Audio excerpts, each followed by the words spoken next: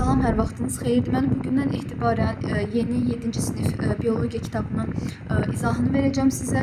Gəlin başlayaq, dərsliklə tanış olaq. Əslində yəni belə dərslik əslində yaxşı tərtib olunub. Sadəcə olaraq yəni düşünürəm ki, biraz məsəl üçün 7-ci siniflər üçün nisbətən biraz mürəkkəb formada verilib, amma yəni yenə də öyrənmək olar, oxumaq olar, elə öyrənməliyik də. Aha, baxaq.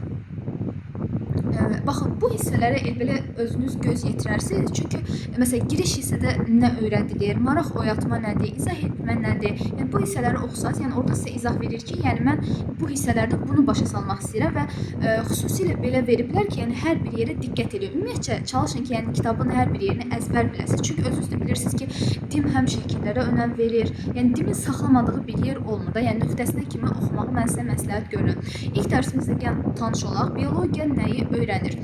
İlk öncə baxın, biologiya, bios, həyat, logos elm deməkdir. Canlıları öyrənir, onların həyati proseslərini öyrənən bir elm sahəsidir.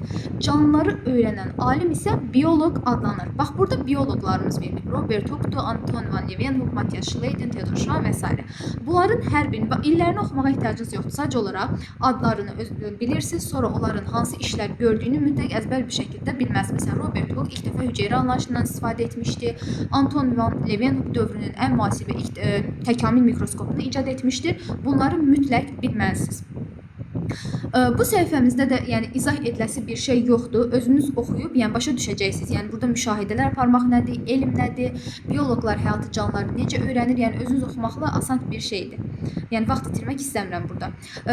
Qaldı ki, burada olan tapşırıqları əslində özünüz eləməlisiniz. Yəni əsas məsələ tapşırıqlar idi. Onların izahı niyə verilmədi? Yəni bunu deməyin. Çünki tapşırıqları ilk öncə özünüz eləməlisiniz. Sonra mən o tapşırıqların izahlarını da sizə verəcəm. Yəni hansı dərs keçmişəmsə, ardından tapşırıq izahını da ayrıca olaraq istəsəz atacağam. Aha. Biologiyanı öyrənmək bizə nəyi verir? Ümumiyyətcə, biologiyanı öyrənmək yaşadığımız təbiəti tanımağa, onları anlamağa kömək edir. Biz biologiyanı öyrənməklə həm ekologiya sahəsi olsun, həm yəni paleontoloqlar, arxeoloqlar olsun, molekulyar bioloqlar olsun, biz bunların işinə çox yəni kömək edirik. Yəni biologiya elmi olmasaydı, bir çox elmlər də demək olar ki, olmazdı. Həyatı öyrənə bilməzdik, canlıları öyrənə bilməzdik. Və biologiyanın biz bilirik ki, bir çox elm sahələri ilə də əlaqəsi var. Botanika, fiziologiya, embriologiya, mikrobiologiya, zoologiya, anatomiya, sistematika, genetika və bu elm sahələrinin hər birinin də nəyi öyrəndiyini mütləq oxumalısınız. Məsələn, botanika nəyi öyrənir? Bitki orqanizmlərini və xüsusiyyətlərini, fiziologiya orqanlar və orqanlar sisteminin funksiyalarını öyrənir. Embriologiya rüşemin inkişaf proseslərini öyrənir. Bunları da mütləq əzbər bir şəkildə oxuyun. Bunları yəni belə keçirəm ki, əslində çoxu belə deyim də söz yığınında. Sadəcə olaraq izah ediləsi bir şey yoxdur. Üzündən oxuyaraq yəni biləcəksiniz. Baxın, burada da məsəl üçün paleontoloqlar qazıntı halında tapılan qalıqlar üzərində müşahidələr və müqayisələr aparır, radioloji müayinə metodları ilə qalığın yaşı təyin olunur. Deməli, artıq burada biz gördük ki, biologiya elmi paleontoloqların işinə müsbət təsir göstərdi.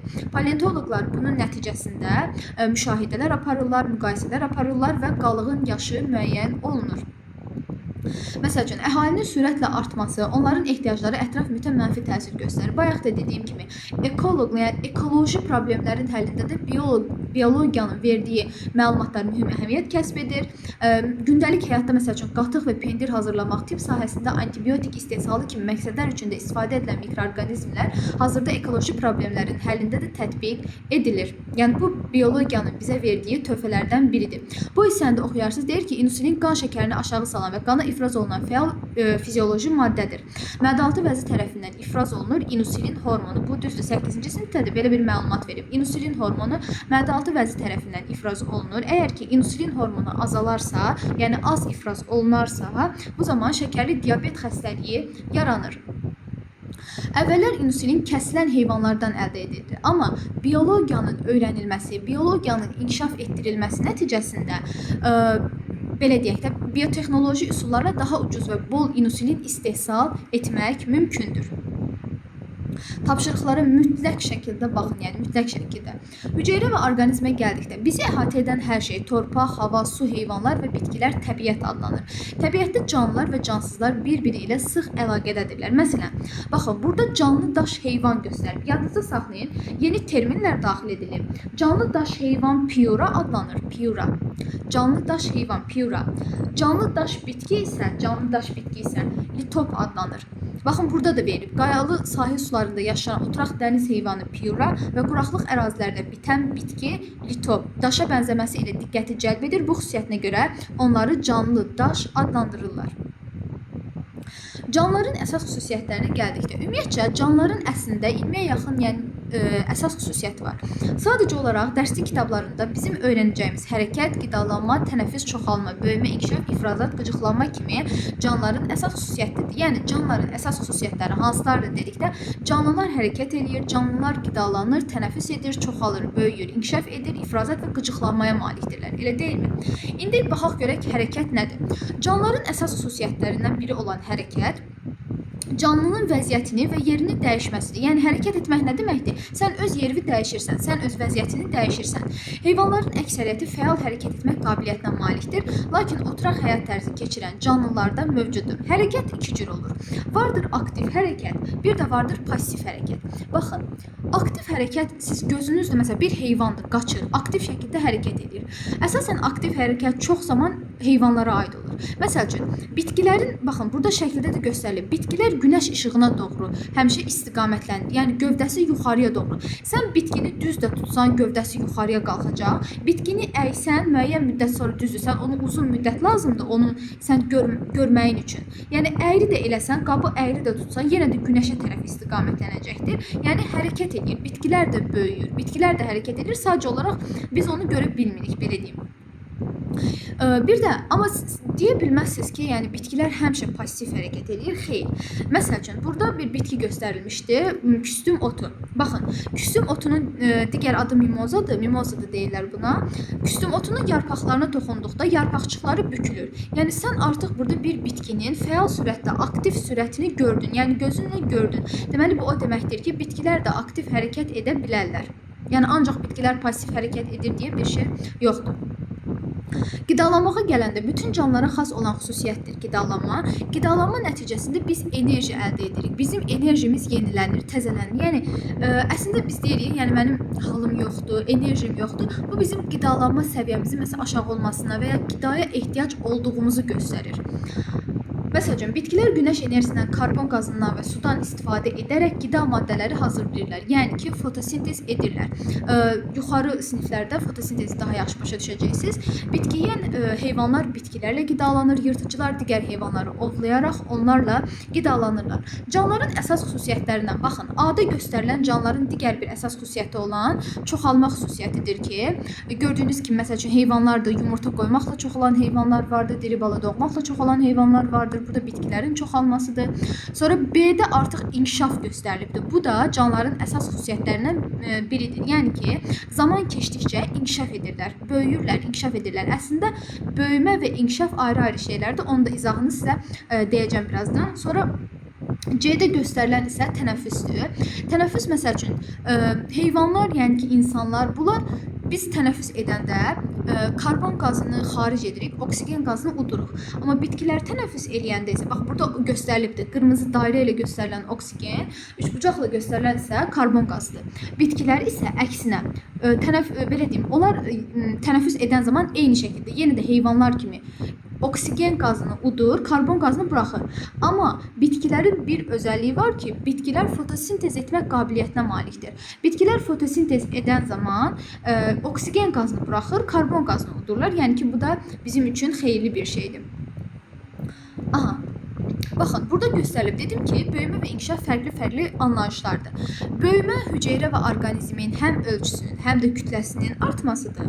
İnkişaf isə orqanizmi və onun ayrı-ayrı hissələrinin quruluşunda dəyişiklik və təkmilləşmədir. Yəni, böyüyən zaman orqanizmin ölçüsü də dəyişir, kütləsi də dəyişir. Yəni, sən tutaq ki, boyun 1.50 idisə, sonra 1.55 oldu. Sənin ölçün dəyişdi və ya kilon 40 idisə oldu 45. Yəni, kütlən də dəyişdi, sən böyüdün. İnkişaf isə bütöv bir özünün və yaxud da ki, sənin ayrı-ayrı müəyyən bir hissələrinin quruluşunda dəyişik baş verir, təkmilləşmə baş verir, daha da yenilənir. Yəni ki, bu nəzərdə tutulur. Hüceyrə daxilində baş verən proseslər nəticəsində lazımsız və zərərli maddələr əmələ gəlir.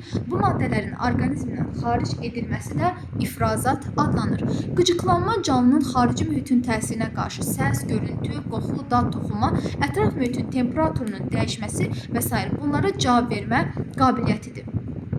Yəni qıcıqlanma. Belə deyim ki, məsəl üçün sən biz hər hansı bir yerdən səs eşidəndə və yaxud da ki, nəyinsə dadını alanda avtomatik olaraq biz ona cavab reaksiyası veririk. Yəni məsələn həddindən artıq çox səs eşidəndə məsəl üçün qulaqlarımızı tuturuq və yaxud da ki, bir yerdən işıq gələndə gözümüzü yumuruq. Yəni biz ona artıq cavab veririk, cavab reaksiyası veririk. Bu da qıcıqlanmadır. Tapşırıqları da mütləq baxarsınız. Növbəti dərs deməli işıq mikroskopunun quruluşudur. Burada böyüdücü cihazlar göstərilibdir. Lupadır, mikroskopdur. Məsəl üçün lupa nədir? Sadə quruluşda olan, bax bu lupadır. Sadə quruluşda olan böyüdücü cihazdır. Çərçivədən ibarətdir və çərçivədən təşkil olunubdur. Baxın, tutacaq hissəsi var, əl lupasıdır ki, dəstəyi olan çərçivədən, bir də hər iki tərəfi qabarıq olan bir dənə böyüdücü şüşədən ibarətdir. Lupa əşyanı 2-25 dəfəyə qədər böyüdə bilir. Yadınıza saxlayın, bunlar testlərə düşür. Lupa nədən ibarətdir? Bir dənə tutacaq hissəsi var, bir dənə çərçivəsi var, hər iki tərəfi qabarıq olan böyüdücü şüşədən, bir dənə böyüdücü şüşədən təşkil edilmişdir. Mikroskop özü nədir? Mikroskop yəni orqanizmin quruluşunu daha dəqiq öyrənmək üçün, daha yaxından öyrənmək üçün mikroskopik Skopeo baxıram adlanan mikroskopdan istifadə olunur. Mikroskop müxtəlif olur. İşıq mikroskoplar var, elektron mikroskoplar var. Məsəl üçün işıq mikroskopu. İşıq mikroskopu nədən təşkil olunur? Baxın, burada şəklə mütləq baxırsınız.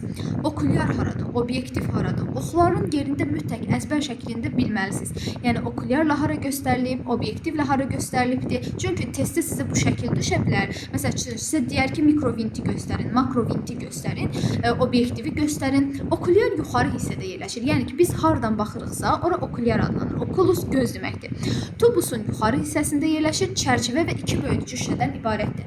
Bunu da yadınıza saxlayın. Okulyar çərçivə və iki böyüdücü şüşədən ibarətdir. Lupa bir çərçivədən və bir dənə hər iki tərəfi qabarıq olan bir böyüdücü şüşədən ibarətdir. Sonra obyektiv. Tubusun aşağı hissəsində yerləşir, revolverə bağlanır, çərçivə və bir neçə böyüdücü şüşədən ibarətdir. Okulyarla obyektivin fərqi nə oldu? Okulyar tubusun yuxarı hissəsində yerləşdi, çərçivə iki böyüdücü şüşədən ibarət oldu. Obyektiv tubusun aşağı hissəsində yerləşir, revolverə bağlandı, çərçivə və bir neçə böyüdücü şüşədən ibarət oldu. Revolver haradır? Mən dedikcə xahiş edirəm siz də kitabda oxların yerinə diqqətlə baxın. Revolver mikroskopun obyektivlərini saxlayan hissəsidir. Revolver tubusun aşağı hissəsində yerləşir. Tubusda baxış borusudur, mikroskopun ştativinə bərk edilir. Ştativ mikroskopun hissələrini birləşdirən, bütün hissələrini özündə saxlayan gövdəsidir. Makrovint əşya masasını hərəkət etdirmək üçün, mikrovint isə əşya masasındakı müşahidə edilən obyektin daha aydın təsvirini almaq üçündür. Bu da əşya masasıdır. Ştat və birləşdirilir. Onun mərkəzi hissəsində isə işığın keçməsi üçün dəlik olur. Bir də qeyd edim ki, uşaqlar, mən öz tələbələrimə, yəni ki, biz özümüz də laboratoriya şəraitində işləyirik. Orada mənim belə deyim də, yəni məşqiləyə gələn uşaqlara hər bir mikroskopla baxdığımız bütün belə deyim də orqanizmə, bütün hüceyrələri göstərəcəm. Yəni hamısını da bir-bir göstərəcəm. Yəni çox maraqlı həqiqətən laboratoriya şəraitində işləmək. Orada məsəl üçün formalin məhlumunda saxlanılmış bir çox canlılar var, heyvanlar var. Hansı ki, yəni özüm də biologiya ixtisasında yəni oxuyuram. Ona görə də bacardığım qədər onu sizlə də paylaşacağam və qeyd edeyim ki, 7, 8, 9, 10 və 11-ci siniflərə belə deyim də artıq yəni çoxdan bu elanı vermişəm. Yəni məşqələ keçiləcək.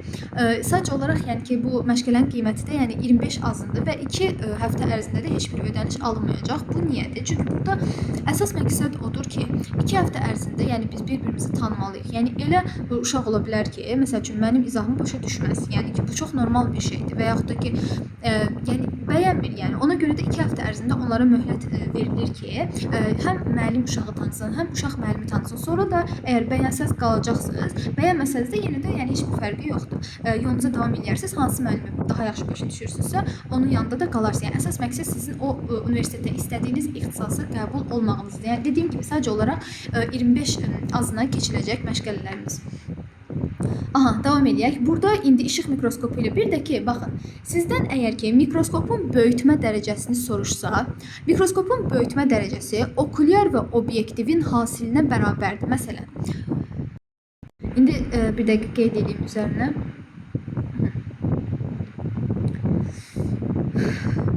Yəni bizdən tutaq ki, mikroskopun böyütmə dərəcəsini soruşur. Tutaq ki, okulyarın böyütmə dərəcəsini bizə tutaq ki 40 verir. Obyektiv isə tutaq ki olsun 20. Yəni bunların ölçülərini veribdir. Okulyar 40, obyektiv də 20. İndi deyir ki, sizdən mikroskopun böyütmə dərəcəsini hesablayın. Siz nə edəcəksiniz? Okulyarla obyektivi bir-birinə vurmaqla mikroskopun böyütmə dərəcəsini tapacaqsınız. Yəni ki, 40 vurulsun 20, bu da eləyir 800. Deməli, mikroskopun böyütmə dərəcəsi 800-ə bərabər imiş. Aha, davam edək. Bu şəkildə hesablanır. Məsələn, bax, burada öyrəndiklərinizi tətbiq edində, yuxarı hissədə bayaq bu hissə hara idi? Bu hissə okulyar idi. Bu hissə hara idi? Bu hissə də obyektiv idi. İndi bunun böyütmə dərəcəsini tapmaq üçün nə edəcəksiniz? Onu vuracaqsınız 20-yə, eləyəcək 200. Onu vuracaqsınız 40-ya, eləyəcək 400. Burada da eləyəcək 600. Yəni bu şəkildə hesablanır. İşıq mikroskopundan istifadə qaydası. Baxın, burada fəaliyyət bölməsində verilibdir. Tutaq ki, sizin qarşınızda bir dənə mikroskop qoydular. Deyir ki, al götür bunu işlə. Siz də nə edirsiniz? 7-ci sinifdə olan bu hissəni yadınıza gətirirsiniz. Deməli, ilk öncə mikroskopun, bax, burada göstərilibdir. İlk öncə mikroskopun burada işığını yandıracaqsınız. Bax, buradan işıq yanmalıdır. Bu yumru hissə görürsünüzmü? Oradan bir işıq salınmalıdır ki, siz baxanda onu aydın bir şəkildə görəsiniz. Bir saniyə.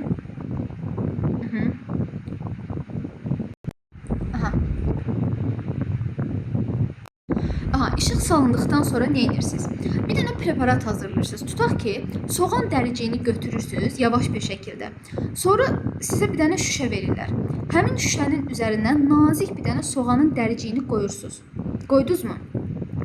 Soğan dəriciyini qoyandan sonra onun üzərinə 1-2 damcı su əlavə edirsiniz və yaxud da ki, yod məhlulu da əlavə edə bilərsiniz. Yəni biraz rəngli alınması üçün. Sonra sabit durması üçün həmin şüşənin üzərinə örtük şüşəsi, başqa bir dənə örtük şüşəsi olur. Həmin örtük şüşəsini də qoyursunuz, yəni üstünü bağlayırsınız. Artıq həmin üçüncüdə bax görürsünüzmü? Örtük şüşəsini də qoyubdur. Sonra həmin belə deyim də preparatınızı bu əşya şüşəsinin üzərinə qoyursunuz. Baxın bu hissəyə, bax bu hissəyə qoyublar. Bu hissəyə ilə qoyursunuz.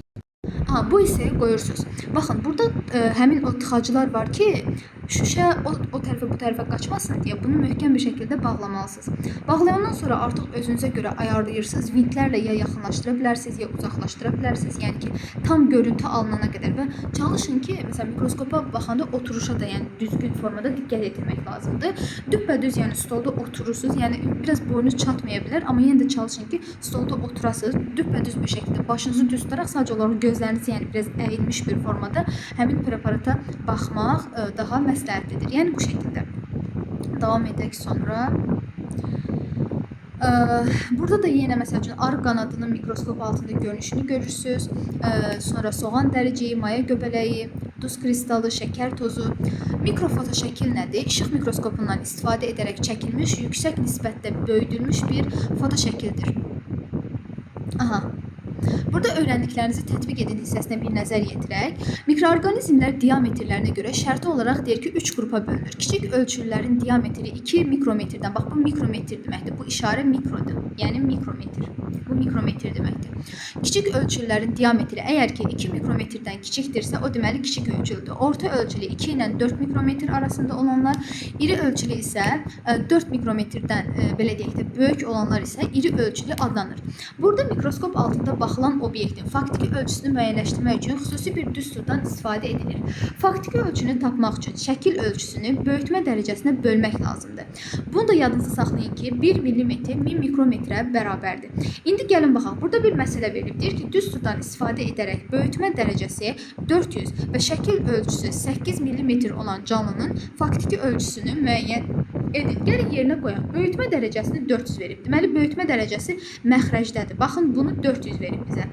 Şəkil ölçüsü isə 8 mm. Şəkil ölçüsü, yəni sürətdə 8 mm.